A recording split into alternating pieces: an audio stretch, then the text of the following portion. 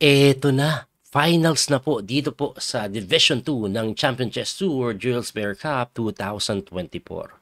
Kalaban ni Grandmaster Wesley So walang iba, si Grandmaster Jose Martinez, ang GM na pinagdududahan na gumagamit to ng engine sa online. Hinamon pa nga po siya ni Vladimir Kramnik ng bakbakan over the board, no?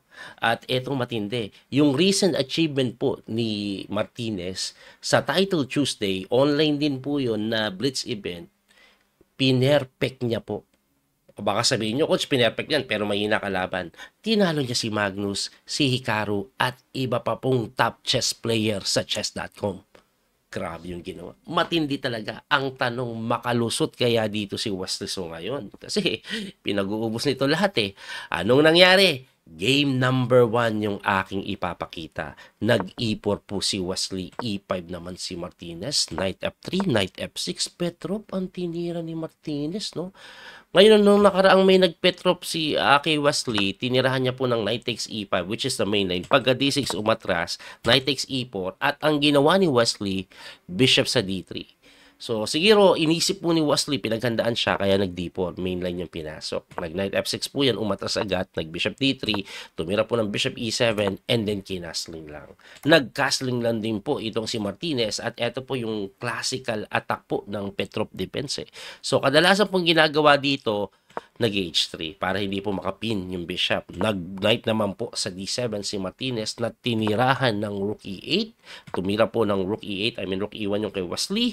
Nag-C4 si Wesley, yan, normal lahat yan. Kukontrol ka sa gitna, nag-C6 naman para makapag D5 later on na sinagot po yan ng Knight C3 development, and then nag-Knight F8. Ayun. So, iikot dito yung kabayo sa G6, bibigyan ng daan na makalabas yung bishop later on. Dito po, ang tinira ni Wesley, Bishop F4. So, yan po yung pinaka main line na sinagot po ng Bishop E6. Ayun. Ibalik ko lang, no? Yun na po kasi yung nobility. Ang ginawa kasi before, A6 eh. Pagka A6, nag-B5, Bishop B7. Meron din tumira po ng Knight G6. So, yung Bishop E6 po ay nobility na. First time po nagamit sa tournament yan na sinagot lang ni Wesley ng pawn sacrifice na D5. Oh, grabe, no? Aggressive si Wes. Bakit pawn sacrifice po yan? Pagka takes po kasi, babawiin, at kung titingnan nyo, libre po yan. Kaso kakapture ka na ganun, pagka takes, may bishop takes doon, tapos capture dito, ang ending isolated yung D6, ma-weaken.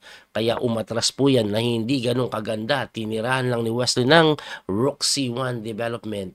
Nag-A6 naman para makapag siguro B5 pass, lilipat dito yung bishop na sinagot lang ni Wesley ng knight sa may D4 na hindi daw ganun kaganda.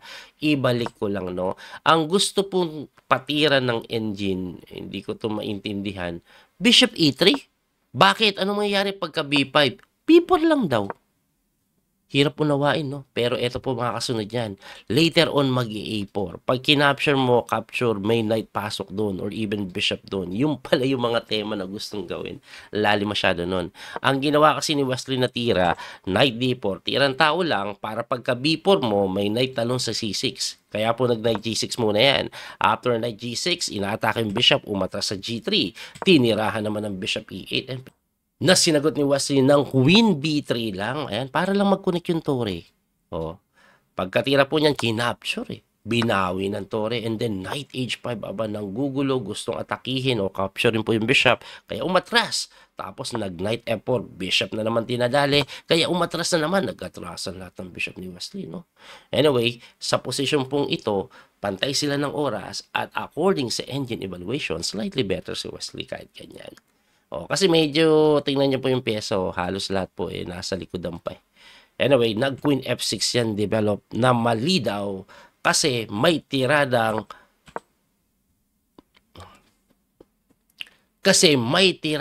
Queen B6. Para saan yung Queen B6? Pumasok lang yung no? Yung Reyna.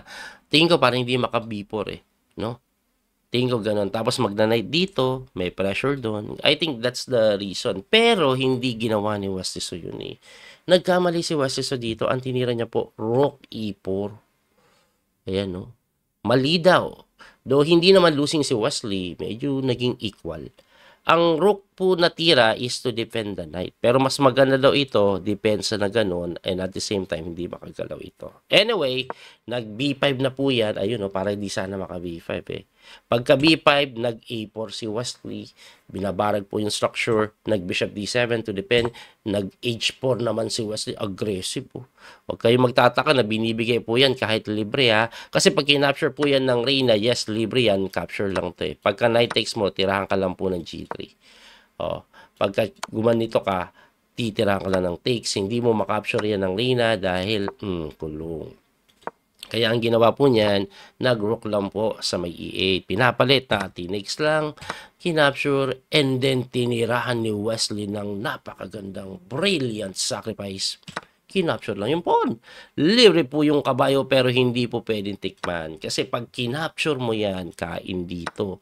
Ang problema mo, itong pawn, abay malapit na po mag-graduate. Next move yan, ganito eh, hitting the bishop and then toink, toink, promote. Kaya, hindi ginawa yun. Nakita yun ni Martinez, binawi niya lang po yung B5, and then, nag-knight takes lang sa B5 si Wesley. 1 pawn up. Ngayon, dito po, tumira si Martinez ng queen takes H4. Sabi niya, babawi tayo. Babawi. Pero hindi pala maganda yan. Kasi may knight C7. Ayan. Hinihit po yung bishop na tumakbo sa D7 and then tumira si Wesley ng knight E6. Grabe naman yan. Another brilliant move by Wesley. Brilliant move na naman. So, pangalawang brilliant move na to ni Wesley. Coach, anong ginagawa niya? Paano naging brilliant yan? Libre yan. Pagka-capture mo kasi takes. O, saan pupunta to? Pag iniwas mo, o kahit saan dito, ligtas na lugar, may E7. O, di ba? Pag tumula ka ng ganun, kahit ata i-capture, o, nabawi na, o, nakalabas pa yung king, siguro queen B8 na lang. O, pag lumuha ka ng gusto, grabe na yan, knight F5. O. So, may ganun idea yan, kaya hindi po tinix, nag queen F6 lang. Pagka queen F6, kinapture, nag-knight takes lang. So, ibig sabihin, 1 pawn up na dito si Wesley. Ang problema, hindi ganun kadali. Hindi ganun kadali pa. Do lamang si Wesley ng oras, anong nangyari? Tumira po ng knight C6 si West, na kung saan umatake yung black ko. Umatake na. Nag-queen B8, mali. Ang tamang tira daw po is queen C4. Kailangan mong paalisin yung kabayong ito. Opo. Kasi pagka knight G6, itulak mo dito. Ang ginawa kasi ni Wesley, queen B8, idea po din yan para maitulak ito eh. Pero mas maganda kung sa C4 daw. So, ang ginawa tuloy, nag-G5 kasi wala naman pang masyadong atake. Nag-B4. O, winning pa rin naman. Kaso, pagkatira po ng king move, tumira po ng B5. Ayan, tuloy-tuloy na yung pawn. Nag-knight G6 and then nag-queen lang po sa may A7. Winning na daw po si Wesley. Ang problema, pagka bishop C8, tumira po ng queen A8 hitting the bishop na dinepensahan ng queen F5. Kinapture ni Wesley yung kabayo. Binawi po na kabayo at dito na po medyo nagkagulo eh. Kasi tumira si Wesley ng knight to E7. Biglang bumaliktad. Napakagandang tira kung unang titingnan mo. Bakit? Hit ito, babagsak. Di ba? Kaso, may napakagandang counterplay, queen B1. Bago ko explain yung queen B1, ano bang best move dito ni Wesley? Ang best move daw po is queen dito. Bakit? Para po pag nag-queen B1 siya, with the same idea, queen E7 ang gagawin mo. Pine-prevent ito. Yun lang. Ibalik natin, no? Bakit kailangan i-prevent yung knight E2? Kasi pagka knight doon pumasok, eto po, pag kinapture mo yung bishop, let's say this, knight E2, pagka king move mo, capture sa F1, ayan, mamatiin ka na. Mamatiin ka na.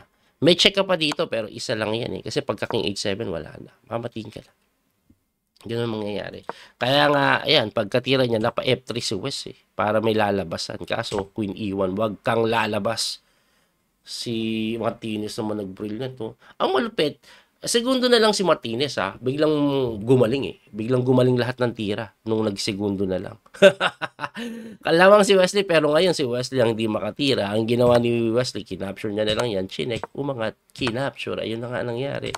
Nag-night check, tumakbo doon. Nag-check, kinapture lang. Nag-check ulit, tumakbo doon. Kinapture, tinulak yung pawn at naparesign si Wesley. Ang ganda na ng simula eh. Pero biglang gumaling si Martinez, lahat ng best move nakita under time pressure. Grabe. Bakit po nag-resign ito? Wala na pong tira. Tingin ko na, talo to sa oras. Anong tira? Wala na pong check eh. Kung walang check, next move, check, checkmate. Ikaw ang mate. Diba? Pwedeng ganito po eh. Let's say, tulak natin, check. Punta ka doon, check. Coach, may harang pa. Knight F4. Pagpunta mo dito, Queen E1. Ayan. Mate. Kaya nag-resign. Anyway, natalo si Wesley sa game number 1. Ano nangyari game number 2? Natabla. Tabla po yung game number 2. Ayan tabla po sila. Natabla yan. So, kung mapapansin nyo po, may passport. Kaso, nabantayan naman eh. Tapos mayroon din doon. So, persado ng perpetual yan. Ano nangyari game number 3? Ang matindi, game number 3, pakita po natin, nakabawi si Wesley. Mabilis ko po ito ipapakita. Ang haba ng labanan eh. Ayan, Petrov na naman. Ganun na naman. Pero mainline na po. Mainline na yan. Tabla na lang kailangan ito ni Martinez eh. So, kung titingnan nyo, ayan equal. Sacrifice si Wesley. Kita nyo yun? Pusang gala. Nag-sacrifice si Wes. Tapos dumipensa lang. Ganyan lang. Dumipensa lang. Umatake si Wesley. Ginulo niya lang ng sacrifice. Ayan, dinahan-dahan lang po. Pusang gala, nakita nyo yun? Grabe si Wesley, kailangan manali. Sa'yo na yan. Ano mangyayari pag tinex mo nito? Pawn takes, tapos susundutin dito. Biglang lumamang si Wesley kung ganun. Kaya hindi kinapture yan. Kining mo ba? Umatras. Ang kulit ng laban. Bumalik. Gusto ng tabla. Ibahin ko na. Ayan. Ayan po yung nangyari. Dinahan-dahan ikot. Oops. Inaatake ni Wesley. Talagang agresibo si Wesley. Mas win eh. At nag-sacrifice na naman. Grabe si Wesley sa larong ito. Sacrifice na naman. Ano mangyayari pagka-capture? Yun ang ginawa eh. Knight takes E5. Patindi ah. Anong meron? Bakit hindi pwedeng capturein yan? May check. Ayan, bagsak Reyna. Grabe si Wesley sa larong ito. Ang ginawa po niya, nag-rook D6. Pagka-rook D6, rook E1. Tumira po ng Queen E7. Sacrifice na naman. Pusang gala. Puro sacrifice yung ginawa ni Wesley so dito.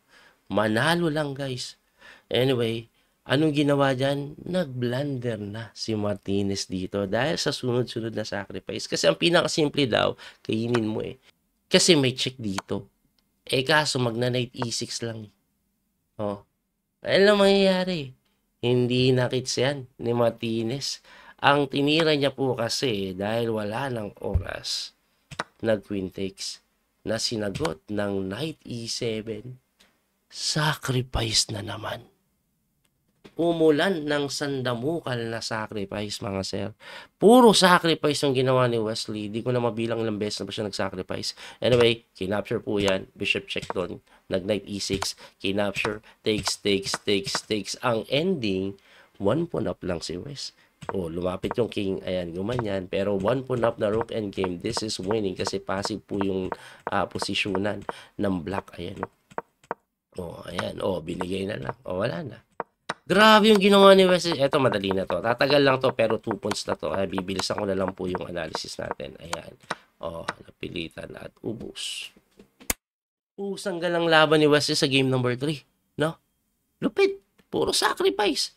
Ngayon, punta tayo sa game number 4. Ano nangyari? Dito na po na lamang kung sino ang nag-champion sa winner's bracket.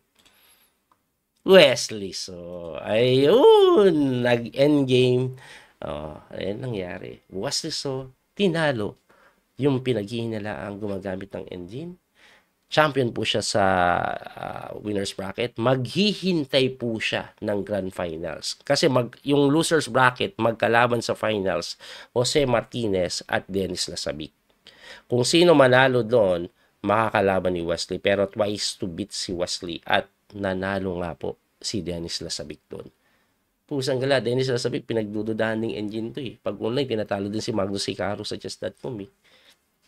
Ano mangyayari doon? Abangan nyo po. Muli ito po yung Coach PD Master Daniel Causo. Hanggang sa muling pagkikita. Don't forget to like and share. Follow and subscribe. Bye-bye po. God bless. Thank you. That little mouse, 'cause I'm an albatross.